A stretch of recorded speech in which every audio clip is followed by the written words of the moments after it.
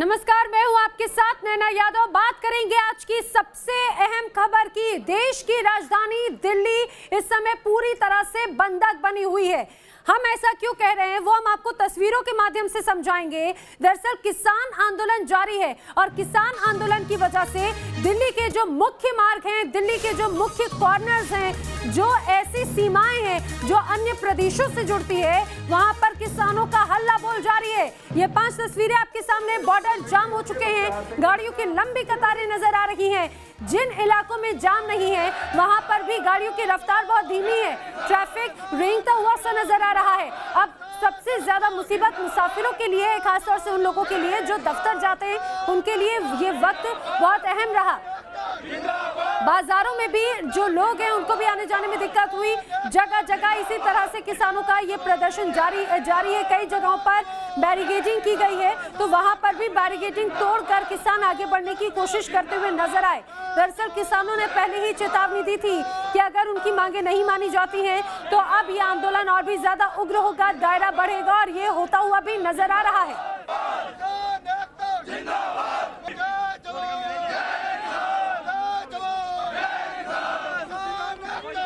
तो किसानों के इस आंदोलन का, खास तौर से दिल्ली वाले आंदोलन का आज 7वां दिन हो चुका है। 7 दिन से ये प्रदर्शन लगातार जारी है और किसानों ने ये स्पष्ट कर दिया कि मांगे अगर नहीं मानी गई तो यही होगा। दरअसल कल जब किसान और सरकार के बीच में मुलाकात हुई तो एक उम्मीद जागी थी, एक आस जागी थी कि ऐसा कोई रास्ता निकले जिसमें किसानों के हित में वो भी निर्णय आए और सरकार की भी बात हो, लेकिन ऐसा हो नहीं पाया। कोई बीच का रास्ता नहीं निकल पाया और अब नतीजा ये रहा कि आज ये आंदोलन और बढ़ता हुआ नजर आता है। और अब कल भी एक अहम बैठक होने वाली है। आइए अब जरा हम आपको ये 7 तस्वीरें दिखाते हैं। पहले दिन से अभी तक न्यूज नेशन लगातार किसानों के इस आंदोलन की बड़ी कवरेज आप तक पहुंचा रहा है। 26 नवंबर हो, 27 नवंबर की तस्वीर देखिए। 26 नवंबर यानी कि वो तारीख जब दिल्ली के आसपास के इलाकों से दिल्ली कूच की कोशिश कर रहे थे किसान। इस दौरान पुलिस के साथ झड़प हुई, वाटर कैनन का इस्तेमाल करना पड़ा रोकने के लिए। 27 नवंबर को पुलिस ने बैरिकेडिंग लगाते हुए मोर्चा संभाला। 28 नवंबर को भी बड़ी संख्या में किसान अलग अलग जगहों पर नजर आए। 29 नवंबर को रात में भी ऐसे ही हाल था। 30 हो, 1 या फिर 2 दिसंबर आज यही हालात हैं।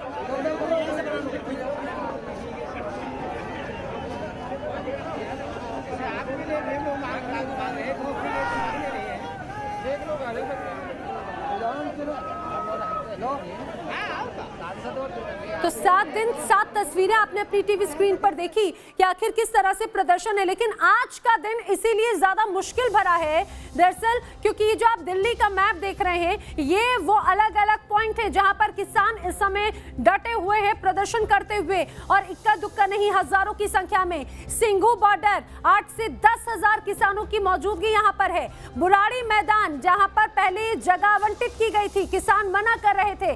15,000 किसान यहाँ पर भी हल्ला बोल कर रहे हैं। टिकरी बॉर्डर पर भी 15,000 किसान मौजूद हैं। इसी तरह से गाजियाबाद बॉर्डर पर भी ऐसे ही सैकड़ों की संख्या में, माना जा रहा है 500 से 700 की संख्या में किसान यहाँ पर मौजूद है। और ये तो आप देखिए यहाँ पर ये डटे हुए हैं और अब ये कहा जा रहा है कि भाई इसी तरह से हालात रहे। तो देखिए जो आप मेरे ठीक पीछे जो तस्वीर देख रहे हैं, दरअसल ये जाम की तस्वीर है, ये भीड़ की तस्वीर है। और इन तस्वीरों को देखकर आप अंदाजा लगा सकते हैं कि आखिर दिल्ली इस समय किस तरह की स्थिति में है। ये सिंघू बॉर्डर है। सिंघू बॉर्डर पर 15,000 से ज्यादा की संख्या में किसान यहाँ पर नजर आ रहे हैं। हालांकि सुरक्षा बल भी पूरी तरह से तैनात है। किसानों का रुख पूरी तरह से स्पष्ट है कि भले 6 दिन हो या 6 महीने, चाहे 6 साल ही क्यों ना हो, हम पूरी तरह से तैयारी से आए हैं। सरकार अगर बात नहीं मानती है, कानून वापस नहीं लेती है, तो इसी तरह से ही उनका ये प्रदर्शन जारी रहेगा। सिंघू बॉर्डर की हालत आपने देखी। एक बार फिर से सीधे हम आपको तस्वीरें दिखाएंगे सिंघू बॉर्डर से। मेरे सहयोगी जुड़े मोहित बख्शी। मोहित, जब भी हम तस्वीर देख रहे हैं, ये तो पूरी तरह से रोड जाम हो चुका है। कितनी संख्या में यहाँ पर किसान मौजूद हैं? क्या रणनीति तैयार की जा रही है? क्या यहाँ पर अन्य लोगों को परेशानियां पेश आ रही हैं? वाहिगुरू जी का खालसा, वाहिगुरू जी की फतेह। 7 दिन से 7 तस्वीरें आपने अपनी टीवी स्क्रीन पर देखी कि आखिर किस तरह से प्रदर्शन है। दिल्ली के मुख्य मार्ग जहां पर किसान इस समय डटे हुए हैं प्रदर्शन करते हुए। और इक्का दुक्का नहीं, हजारों की संख्या में किसान यहाँ पर ना तस्वीर देख लीजिए, तस्वीर आपको दिखाएगी कि किस तरीके की स्थिति है सिंघू बॉर्डर पे। ये वो रास्ता है जो पानीपत हरियाणा के अलग अलग जिससे सोनीपत पानीपत को जोड़ता है, करनाल को जोड़ता है और उसके आगे फिर पंजाब और जम्मू कश्मीर तक ये रास्ता जाता है। पर आप जहां तक नजर दौड़ाएंगे या तो किसान नजर आएंगे या फिर उनके ट्रैक्टर ट्रॉली नजर आएंगे। ये तमाम चीजें आप देख के अंदाजा लगा सकते हैं कि किस तरीके की स्थिति सिंघू बॉर्डर पर है और पूरी तरीके से जाम है। किसान साफ कह रहे हैं कि वो जाम नहीं लगाना चाहते, अगर उनकी मांगे मान ली जाए तो वो आज ही एजिटेशन खत्म कर देंगे, लेकिन अभी एजिटेशन खत्म होता हुआ दिख नहीं रहा और अभी स्थिति जो है वो जो आसपास के लोग हैं उनको तो झेलनी ही पड़ेगी दिक्कत, खासकर क्योंकि ये सप्लाई जो है, सप्लाई चेन जो है वो यहाँ से ईस्टर्न पेरिफेरियल ट्रांसफर हो गई है, ईस्टर्न पेरिफेरियल के जरिए ही, और दूर तक आप नजर दौड़ाइए, ये जहां तक आपकी नजर जाती है कैमरे की दृष्टि से वो दूर तक आपको यहाँ पर ट्रैक्टर ट्रॉली खड़े हुए नजर आएंगे। और इस तरफ सिंघू बॉर्डर है, सिंघू बॉर्डर की तस्वीर में मैं आपको दिखाऊंगा, आपको देखिए जरा एक बार,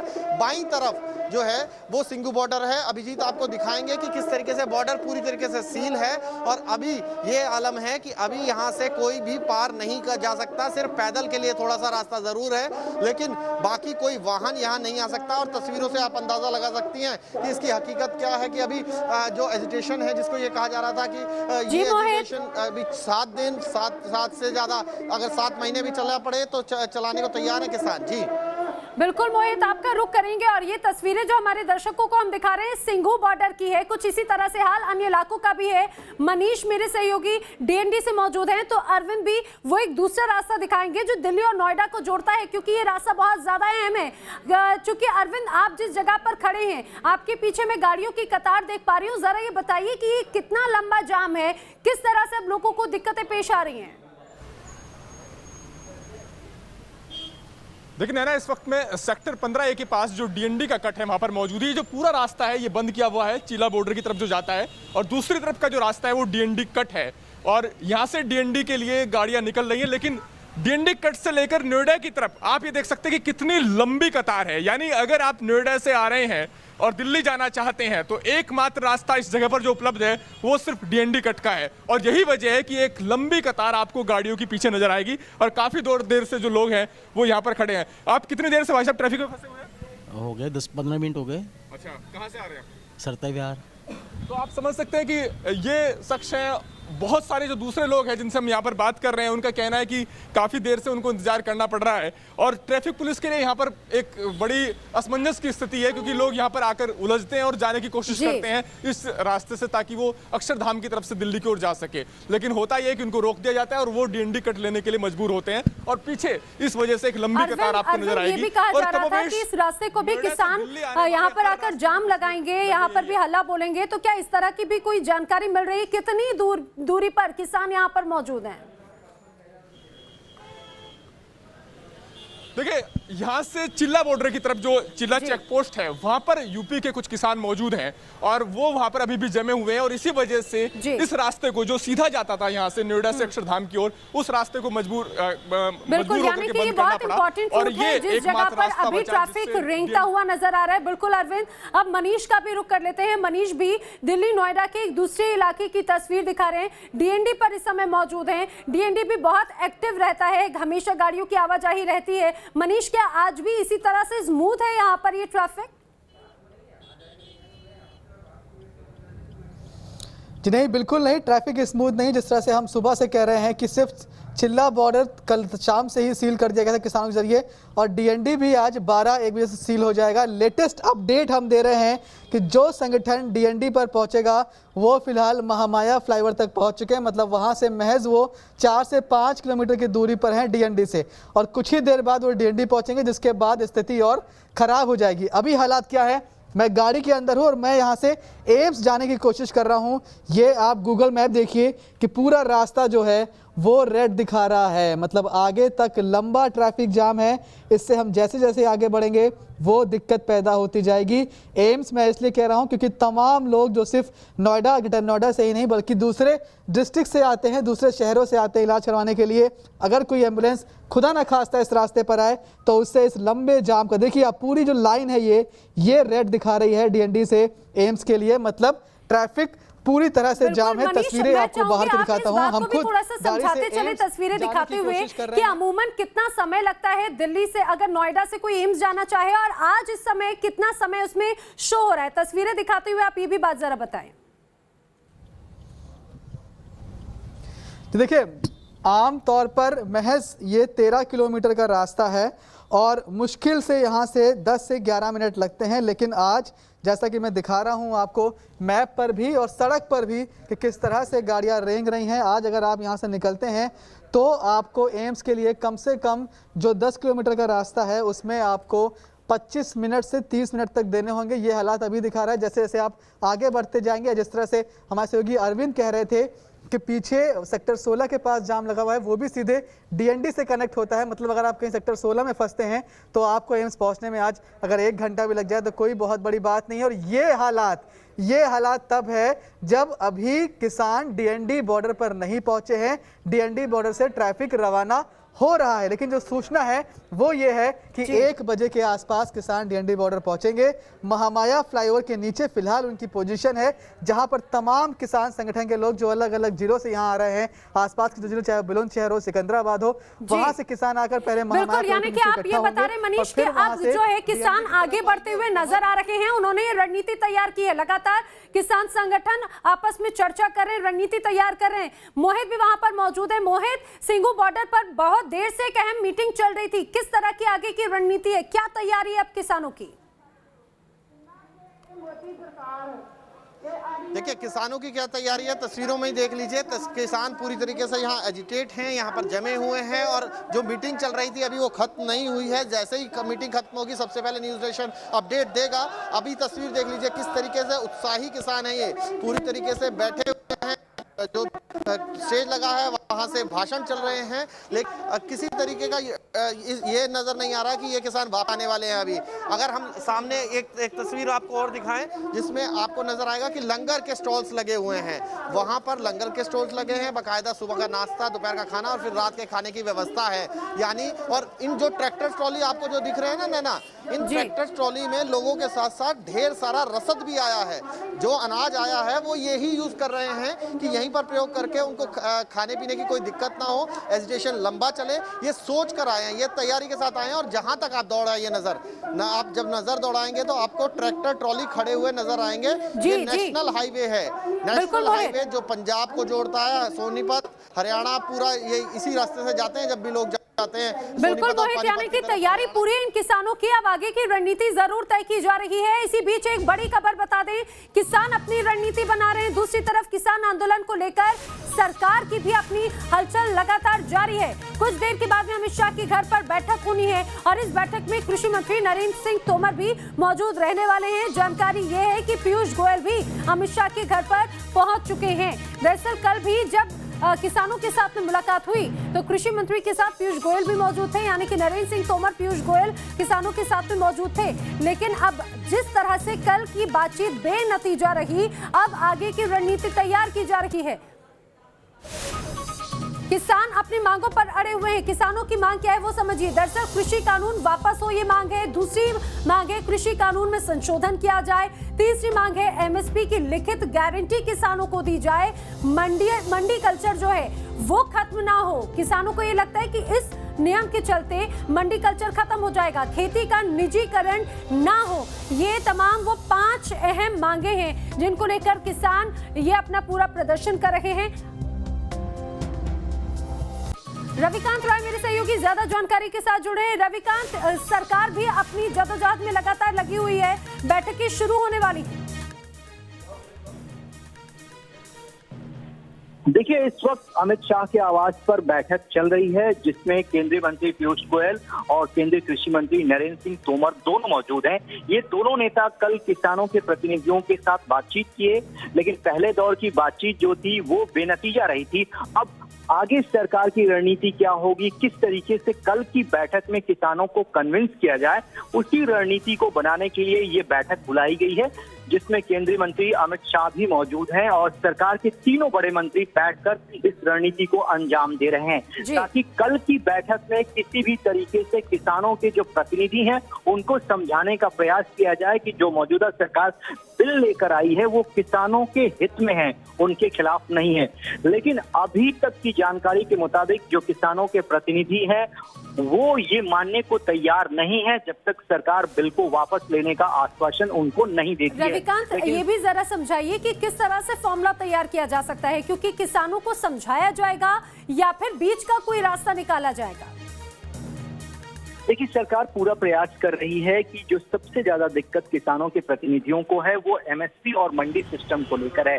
सरकार लगातार ये कह रही है कि एमएसपी जो है वो जारी रहेगी और मंडियों को सरकार बंद नहीं करने जा रही है, बल्कि मंडियों को आधुनिक किया जा रहा है। इसलिए जो इस तरीके के भ्रम फैले हुए हैं कि मंडियों को सरकार बंद कर देगी, उस पर सरकार किसानों के प्रतिनिधियों को अपने पाले में लाने के लिए, उन्हें कन्विंस करने के लिए लगातार प्रयासरत है, बातचीत जारी है। कल की बैठक में भी सरकार इसी मसौदे पर बातचीत करेगी और एमएसपी को लेकर उनको आश्वासन दिया जा सकता है। रही बात किसानों के बिल को जो पार्लियामेंट के द्वारा पास किए गए हैं उनको वापस लेने की बात, उस पर सरकार राजी नहीं है। उसमें बदलाव भले ही किए जा सकते हैं लेकिन बिल को वापस सरकार नहीं लेगी। ये दो टूक संकेत किसानों के प्रतिनिधियों को कल की बैठक में दिया जा चुका है। बिल्कुल रविकांत, जानकारी के लिए शुक्रिया, आपसे लगातार अपडेट लेते रहेंगे। तो बैठक शुरू होने वाली है अमित शाह के घर पर। नरेंद्र सिंह तोमर इस बैठक में मौजूद रहेंगे, पीयूष गोयल भी अमित शाह के घर पर पहुंच चुके हैं। दरअसल कल चौथे दौर की बातचीत किसानों के साथ में होनी है। जब तीसरे दौर की बातचीत हुई थी कल यानी कि 1 दिसंबर को, तो वो बेनतीजा रही, लेकिन किसानों की नाराजगी बरकरार है। अब यही चर्चा की जा रही है कि कल जो बैठक होगी आखिर 2 तारीख को इस बैठक में क्या होगा, क्या मसौदा होगा, इस पर चर्चा की जा रही है। लेकिन इस समय आज जो हालात हैं वो तस्वीर न्यूज़ नेशन आप तक पहुंचा रहा है। तो किसानों का हल्ला बोल लगातार जारी है और हल्ला बोल ऐसा कि अब जो दिल्ली है उसके रास्ते जाम हो रहे हैं। दिल्ली, देश की राजधानी दिल्ली अब रेंगती हुई नजर आ रही है। तस्वीरों के माध्यम से आपको दिखाते हैं कि 7वें दिन आंदोलन किस रूप में है।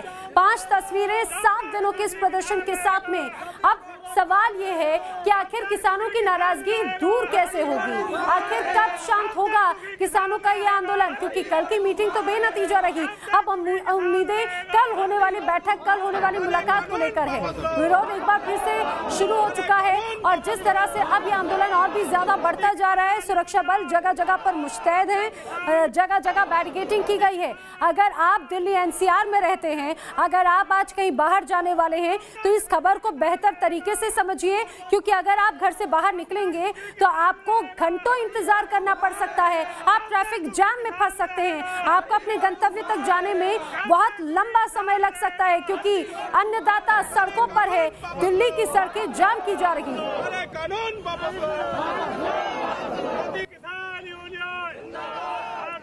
और जिस तरह से विरोध प्रदर्शन है, नारेबाजी तो हो रही है, लेकिन इस दौरान अलग अलग तस्वीरें भी नजर आ रही हैं।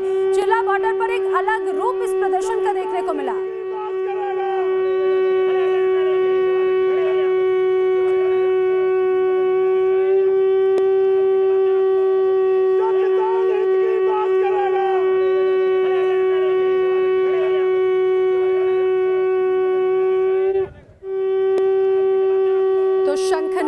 शंखनाद के साथ में मानो ये किसान ये सचेत करने की, ये बताने की कोशिश कर रहे हैं कि हल्ला बोल किसानों की आवाज अब बुलंद हो चुकी है इसी शंखनाद के साथ।